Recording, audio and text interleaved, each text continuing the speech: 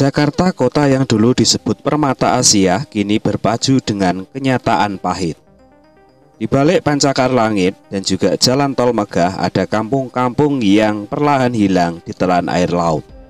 Bukan sekedar dongeng, 40% wilayah Jakarta kini sudah di bawah permukaan laut. Tanggul dibangun, tapi rob datang lebih cepat.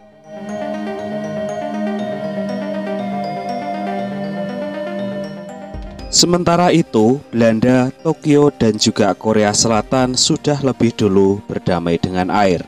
Apakah kita sedang mengejar atau justru tertinggal? Selamat datang kembali di videonya WAC, tempat kita menyusuri jejak pembangunan dan meresapi nafas alam dan belajar dari dunia untuk Indonesia yang lebih tangguh. Di video kali ini kita akan menyaksikan perjuangan Jakarta, kota megapolitan yang sedang berpacu dengan waktu dan air laut. Apakah Tanggul Kali Baru dan juga Giant Seawall mampu menyelamatkan ibu kota, atau kita hanya sedang menunda tenggelamnya sebuah kota?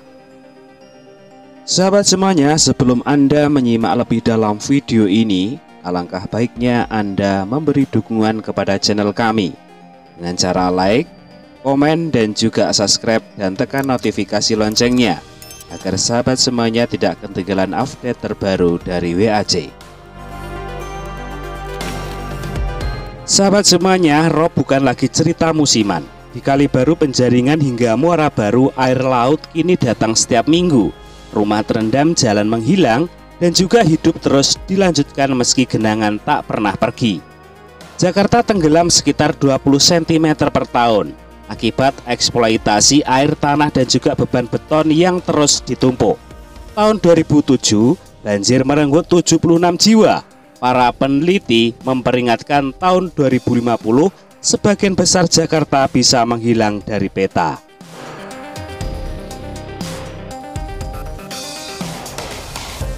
Tanggul Kali Baru membentang sejauh 2,2 km dan tengah dikebut penambahan 1,4 km hingga tahun 2025. Tanggul setinggi 2,5 meter ini dibangun untuk menahan rob harian. Tapi apakah cukup saat badai besar datang? Proyek yang lebih ambisius juga tengah dirancang, yaitu Giant Seawall sepanjang 19 km dengan dana 5 triliun per tahun.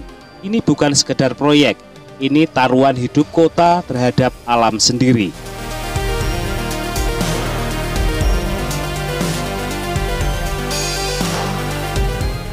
Di beberapa titik, tanggul bukan lagi sekedar benteng, ia jadi tempat healing sore hari. Warga berjalan santai, anak-anak bermain sepeda, dan juga udara laut menjadi pengobat penat. Tanggul ini jadi ruang harapan, bukan hanya garis pertahanan.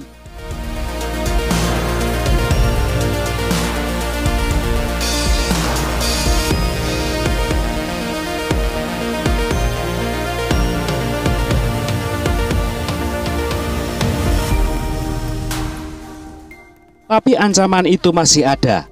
Beberapa proyek tanggul belum rampung, bahkan ditargetkan selesai tahun 2030.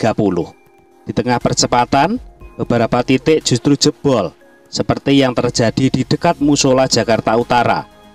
Peneliti ITB pun mengingatkan, potensi gempa dari Laut Jawa bisa menjadi ujian besar bagi kekuatan struktur ini. Sahabat WAC semuanya, kita beralih ke negara Belanda. Negeri yang 70% wilayahnya berada di bawah laut, membuktikan bahwa manusia bisa hidup berdampingan dengan air.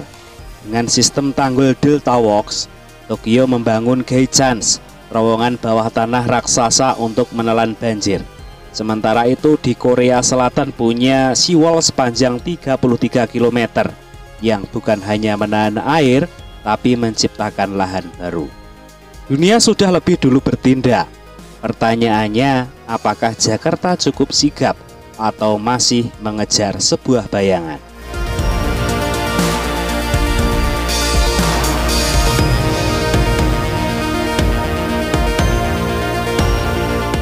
Menurut sahabat semuanya, apakah tanggul ini cukup ataukah kita masih tertinggal dari langkah rob yang terus naik? Apakah Giant Seawall ini adalah sebuah jawaban? atau masih ada pendekatan lain yang lebih merata dan juga keberlanjutan? Tulis pendapatmu di kolom komentar, karena suara publik adalah bagian dari sebuah solusi. Jakarta sedang membangun sebuah benteng, tapi lebih dari itu kita sedang membangun sebuah harapan. Di balik tumpukan batu dan juga beton, ada semangat rakyat Indonesia yang tak bisa redam. Terima kasih telah menyusuri kisah ini bersama kami. Like, komen, dan juga subscribe, dan tekan notifikasi loncengnya, agar sahabat semuanya dapat ikut bersama kami dalam menyusuri jejak pembangunan dan meresapi nafas alam Indonesia. Sampai berjumpa di video berikutnya.